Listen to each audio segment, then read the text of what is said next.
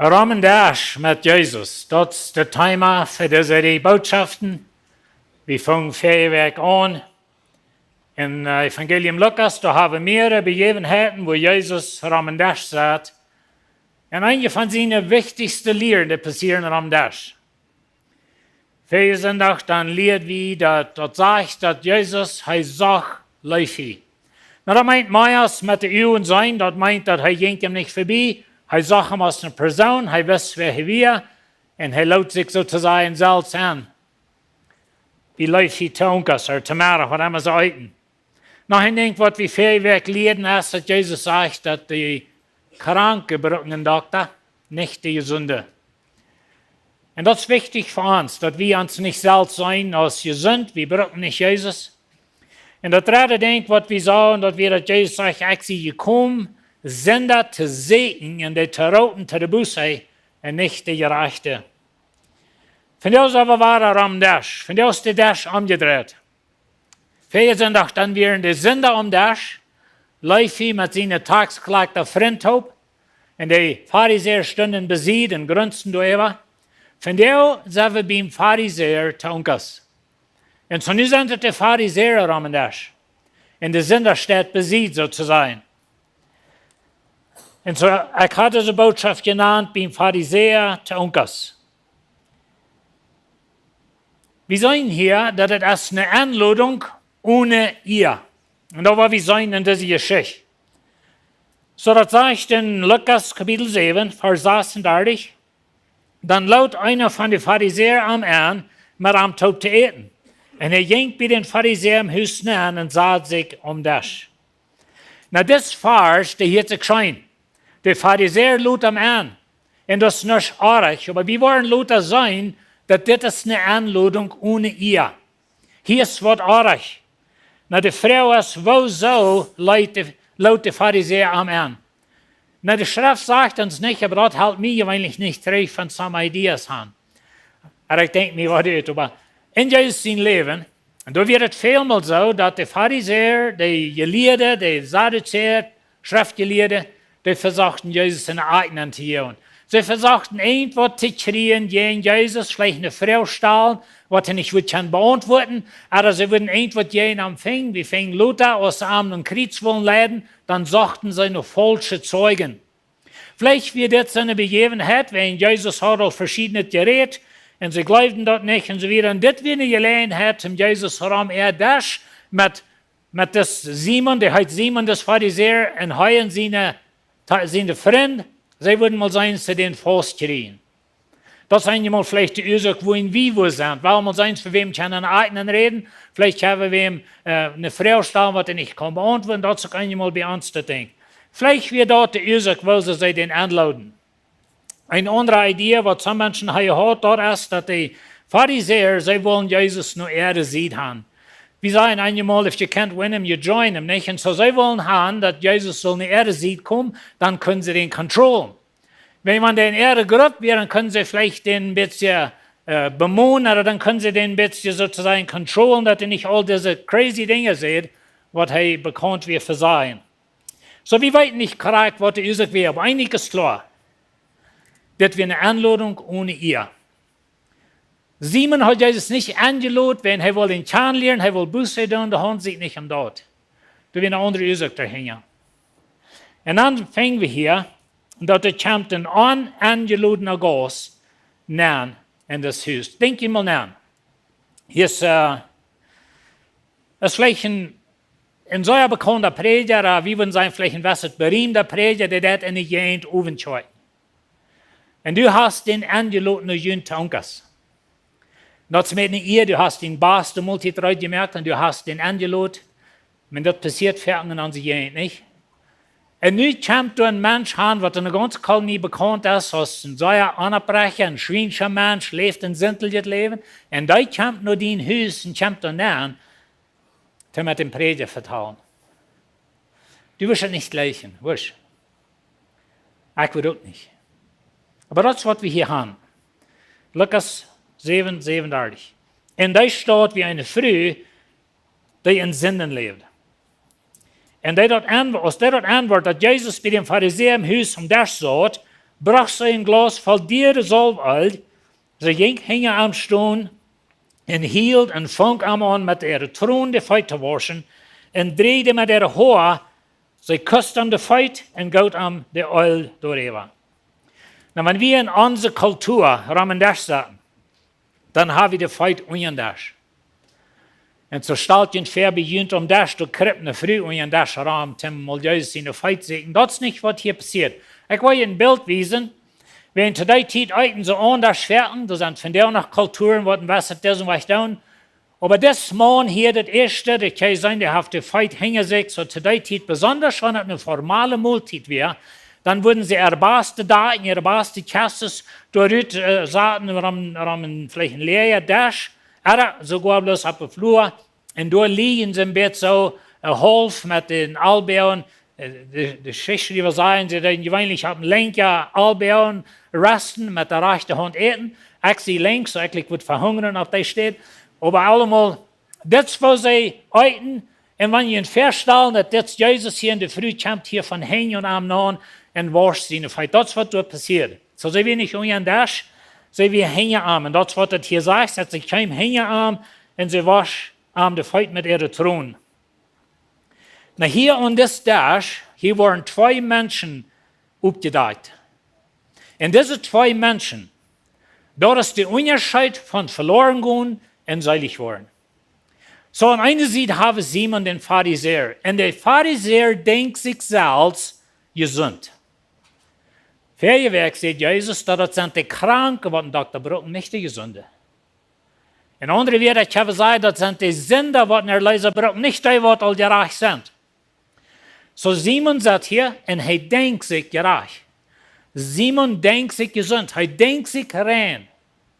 Und das, was arm nur ein Heil bringt. Sehr, sehr wichtig für die, dass du dort abfuhrst. Wenn ich mich glaube, aus gerecht, und ich glaube mich aus rein, ich brauche nicht Jesus. Wenn ich sehe ein guter Mensch, ich habe es alle taub. Ich habe allerhand gute Dinge gesehen, eine gute Familie abgewaschen, dann sehe ich noch einen Mennonit, und dann geht noch der rechte Choik und so eine Dinge. Und so, ich brauche nicht in der Leser. Das ist, wo Simon sagt. Und der andere sieht, hängen, kann man sagen, das ist eine Früh, was sich sieht, aus anderen. Das ist eine Früh, was das erkannt ist in Sünder. Das ist eine Früh, was das kämpft, und ich stelle mir so vor, dass Jesus in dieser Früh, sie hat sich das bejaht. Und da wird Luther mit rauskommen. Aber diese Früh kämpft. Sie kämpft mit ihrem Sinn. Sie bekannt ihren Sinn, sie hat Buße. Und sie kriegt ihre Lösung. Wenn du eine Person bist, wo läuft du bist herein, dann setzt du mit Simon. Aber dort ist der Weg nur ewige Verdammnis. Der Schrift ist sehr klar, dass wir sind tot in Sinn. Aus feine Menschen, religiöse Menschen, reich angetragen, reich abgewaschen, aber wir sind tot in Sinn ohne Jesus. Aber wenn wir Jesus haben, dann sind wir reich. Dann sind wir angenommen, dass Gott sie nicht kennt. So, wir wollen die beiden Dinge nicht vermischen. Aber Simon sitzt hier und er denkt sich rein. Und das ist ein Problem. Aber zwischen diese beiden Personen, da sagt Jesus. Stell dir mal vor, du weißt eine Person. Und welche Lied, wie dann ein Mensch für einen Gerechten, bei dem sein erster Moment. Wie weiten wird von der Person? Von Jahren frei. Aber wie weiten wird? Und dort, wo wir die Person sein. Dort, wo wir die Rechten. Aber denk dir mal an, dazwischen deine Gedanken, dazwischen, wo du sitzt und wo Jana ist, dort dazwischen, sagt Jesus. Du das Jana verdammt, das ist eine rechte Früh, dort wie eine Sünderin, dort kommt hier raus, dass Simon eine rechte Früh. Aber dort dazwischen, sagt Jesus. Ich glaube, das ist eine sehr, sehr wichtige Lehre für uns. Wenn wir sind alle gewisse Minuten religiös abgewaschen. Was ich mit das meine, ist, du bist abgewaschen mit gewissem Glauben an Gott. Du bist nicht gottlos abgewaschen. Na, du hast vielleicht ein gottloses Leben gelebt, aber das ist nicht, wo du abgewaschen bist. Du hast gelehrt von Gott, von klein an. Von deinen Eltern, Vielleicht fuhr je naar de kerk, oder in der Schule leerst du Katechismus, du leerst Nieuwe Testament, du wirst eine Bibel, was immer Schule je gehört haben. Aber du bist religiös abgewachsen. Wir Mennoniten sind alle. Und das ist es so gruelig sehr wichtig ist, dass wir nicht bei Simon sind. Because wir können uns selbst erheben, wir können selbst so denken, ich bin gesund, ich habe es gemerkt, ich gehöre zu der rechten Sorte Menschen. Aber wir sind ohne Jesus, sind wir tot. Kreiten und wer du bist, wofern du bist, oder wo stromen deine Antjes alle nach Richtung. Ohne Jesus sind wir jässlich tot. Und wenn wir uns selbst sein, als gesund, dann rede ich ohne Jesus. Wenn wir es mit Jesus tun, dann sind wir gesund. Wir sind danach gar gesund, aber wir haben eine Gerechtigkeit von ihm. Und so die Pharisäer lud Jesus an, aber das wird arg. Na, in der Kultur, da wird es so, dass wenn ein Gast kommt, dann wird es den Wutter geben, hat es einen Deiner, was in der Feit war. Wenn sie gehen, Bof, vielleicht mit offenen Ratsches, ab Stoff gewesen, in der Feit werden Gries und die werden abgeritten. Wer von ihnen ging erst einmal Bof und abgeritten, Haken und so eine Dinge. So das, was sie rumging, und so die Haken werden sehr wahrscheinlich die Feit. Erst einmal hat wir so eine Krise Feit, was meist mit Maß oder losgeroben, nicht? Aber allemal sie kamen so dort und dann wird ein ehrbares Ding, Wutter geben, und deiner, der muss die Feit waschen. Noch ein Ding, was bekannt wird, dort wird, dass sie dort mit einem Kuss begrüßen. Das sind sehr bekannt, sogar in uns Land, in unserer besonders in der spanischen Kultur. Du hast es alle so, dass sie mit einem Kuss begrüßen wirst. Uns ist dort bekannt. Und so dort wird es durch, sie dort ein Öl geben für den Kopf, für die Hüt. Wir können uns vorstellen, sie gehen in drei Lauf, stoffig und so weiter, und die hängen und alles, dass wir ehrbar ein bisschen Öl geben. Wir würden vielleicht sagen, Handschmier geben, ein bisschen Hängen schmieren, aber dass wir ein ehrbares Ding, so dass sie den Gas abnehmen. Hier bei Simon, wir nichts von dort. Da wird kein Wutter was, da wird kein Kuss was, keine Öl. So schwierig Jesus in der Feit werden, so muss sie in den Dash kommen. Wenn Simon hat am Angelot ohne ihr. Vielleicht wollte Simon Jesus wissen, weißt du was, ich habe die Tankas Angelot, aber du sollst dort weiten, dass du hier schon, das ist da schon, ich hier. Vielleicht wird das seine Idee, wir weit nicht. Aber dort werden die Dinge, was du nicht wären. So dann kommt diese Frieden an. Und sie sagt, und nu hängen Jesus auf die Knie und stellen wir uns so fair, sie rot, mit der Thron wascht sie seine Feit, sie dreht mit ihrer Haar, sie küsst seine Feit, und sie geht dir alt über. Sie schmiert am Ende so zu sein. So hier ist die Wahrheit. Hier ist das Ding, was wir man verstehen. Simon hat Jesus eine Stätte gegeben an sein Dash. Ohne ihr. Der Früh gibt Jesus eine Stätte in der Hort. Und der Unterschied ist sehr groß. Wir können in der Kirche sagen, als Schmackelied, und weit auch von Jesus sein. Wir können religiös sein, alle rechte Dinge mitmachen. Wir deinen sogar, wir predigen sogar in der Kirche, oder wir deinen in der Kindersied, was immer wir tun. Wir können in der Kirche sein und mitmachen, und Kaffee trinken, und Strom reden. Aber uns Hort ist weit auch von Gott.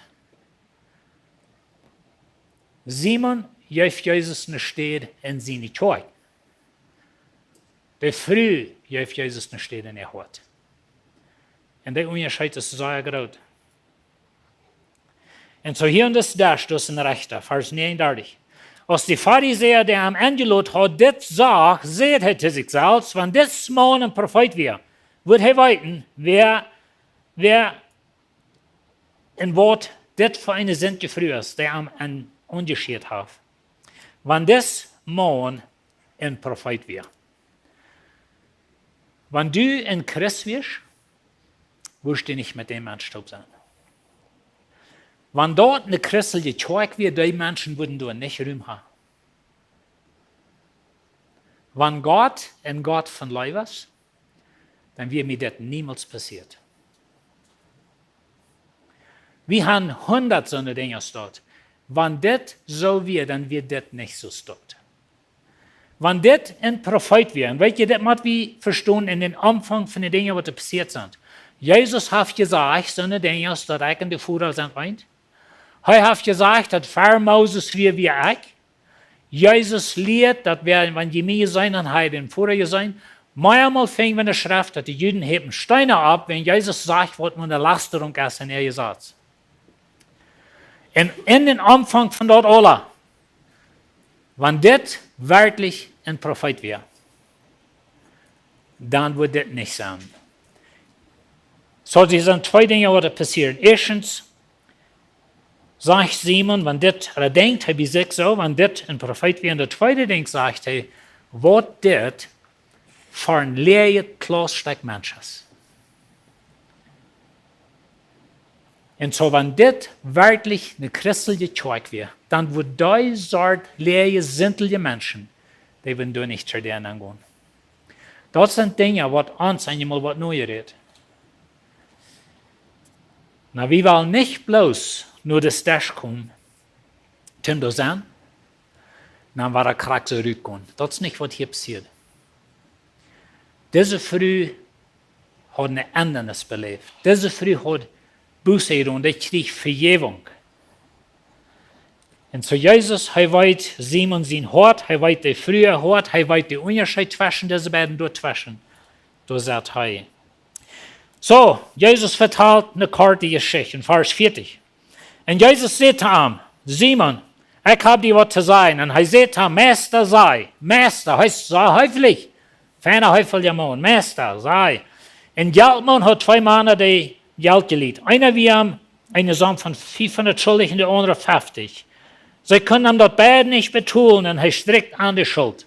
Sei mir einmal wohner von der beiden Wort am dort meiste rechnen. Simon sagt ihm, ich nehme an, der den er die meiste geschenkt hat. Du hast reich, sagt Jesus. Das 500 Dachland schuldig. Wie wir in unserer Welt vielleicht kann sein, $50.000. Und der andere ist 50. Kleine Summe durch jeden. Aber das sind beide verjährt, sie können beide nicht betonen, und sie sind beide verjährt. Und dann fragt Jesus, wann würde mehr leben? Na, hier kommt ein sehr interessantes Ding über die. Und das ist, dass meine Leben für Jesus als taub geknackt, mit wo ich mich selbst sei.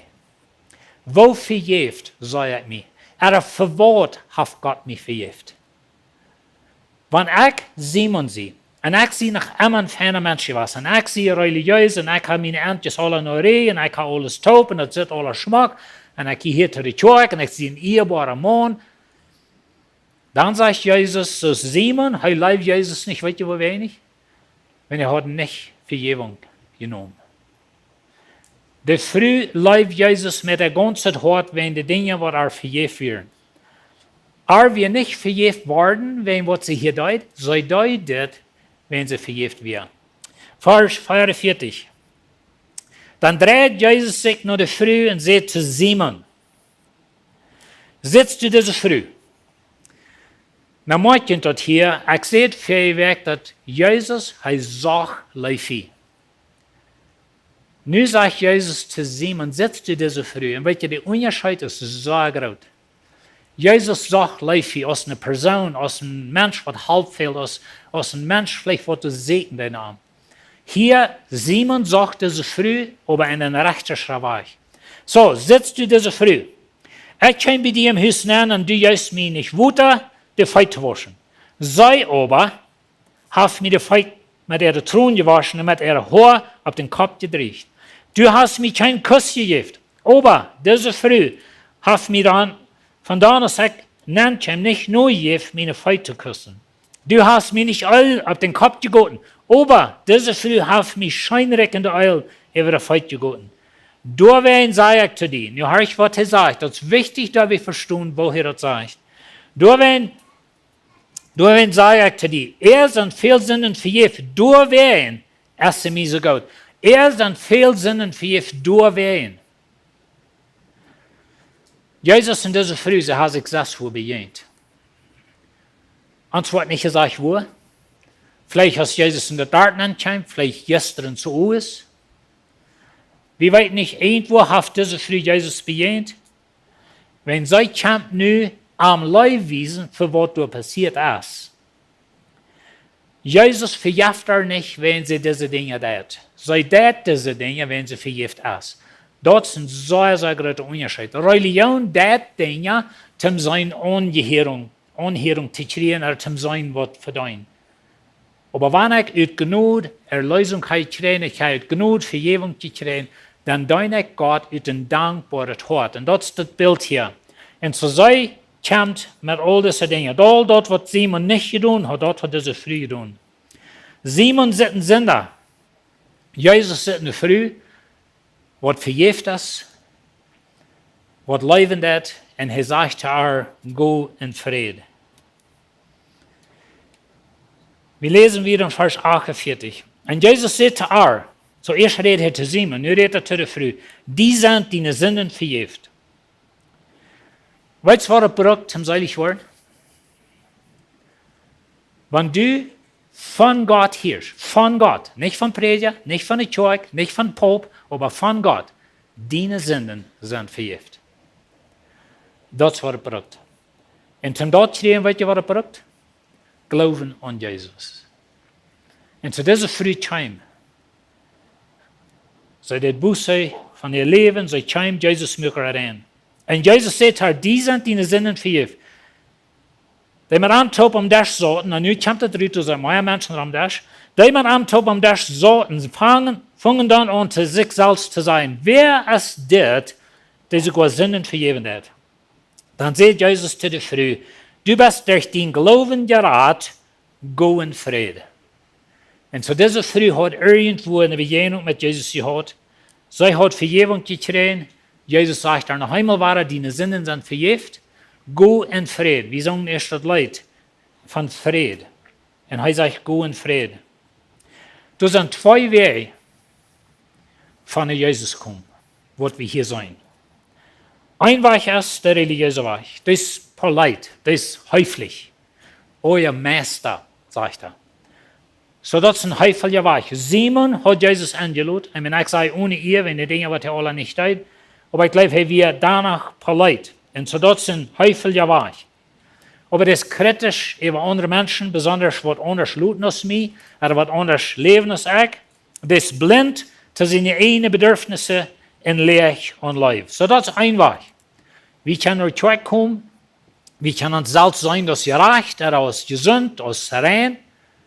Wir können sehr kritisch sein über alle andere Menschen, die nicht so schmackhaft als mich, und oh, guck mal, was die lebt, oder was die tut. Und wir können sehr kritisieren über Menschen, oder über Kirchen, wenn dort wirklich Christen wären, dann würden die besser weiten als das, oder die würden nicht mit den Menschen taub sein, all so eine Dinge. Und wir sind blind, haben sie eine Krankheit, in Leich und Leib. Das ist ein Weg, wo die Kosten Jesus kommen. Das will Simon kommen. Der andere Weg, der ist Glauben. Der ist demütig, in Buße, sie ist sehr bewusst, wer sie sind, sie vertraut Jesus für ihre Erlösung, für ihre Vergebung, und ihre Leib rannt ewig nach Jesus. Und so ich und du, wir sagten bei das Dash. Und die Frau ist für mich und für die sehe ich Simon, oder sehe ich diese Früh. Das sind zwei sehr verschiedene Wege, von Jesus kommen. Ich kann selbst hier kommen, ich habe alle taub, ich sehe nicht, sind da Menschen da, ja, das sind super, das sind Drogen, das sind Huren, all diese Dinge. Ich kann wie soll ich denken, soll ich sein, wenn ich die alle nicht da. Aber ich kann auch niemals Jesus angenommen, ich kann auch never nicht demütig für Jesus gekommen, haben mein Hort gegeben. Ich habe bloß sozusagen satt in der Kirche, das ist, was ich habe. Das ist ein Weg. Der andere Weg ist bloß einfach so, dass ich sehe. Hier sehe ich, Herr, ich sehe einen Sünder, ich sehe Tod und Sinn, mir fehlt es an die, mir fehlt es an die Erlösung. Und ich kann mein Hort nach Jesus geben. Jeder eine von uns hier von der, wir kommen ein von diesen zwei Wegen. Und du entscheidest selbst, wann dein Weg ist. Ich kann die nicht bemachen, ich kann die nicht fair sein. Aber wenn du noch niemals bist nach Jesus gekommen, wirklich mit deinem Hort, und hast du erkannt, dass du bist verloren, du brauchst einen Erlöser, und du lässt die am Hahn, und du fängst an, mit Leib zu dienen. Wenn du nicht bist, von der ist der Tag. Und wir wollen hier ein Gebetsteam haben, du kannst kommen mit wem, oder du kannst wo du sagst, Jesus anladen in dein Leben. Du brauchst nicht hier nach Ferien kommen, zum Gerat werden. Wir sind durch Glauben. Jesus sagt, das ist der Friede. Du, den Glauben, hast dir Rat, gut in Friede. Und ich stelle mir das vor, so deutlich. Der Friede wie anders. Vielleicht hat sie noch den Namen von Sinderin und der hat das und ja und dort alle getan. Aber weißt du was, wir nie ein Mensch. Dat alle wie vergehen, dat wir alle nie werden.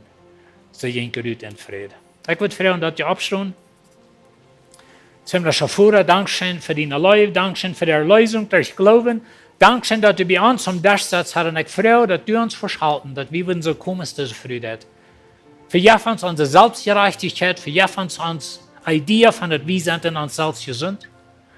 Und dann helfen uns, dass wir nur die kommen, dass wir bei dir Vergebung stehen und dann gehen in Friede. Amen.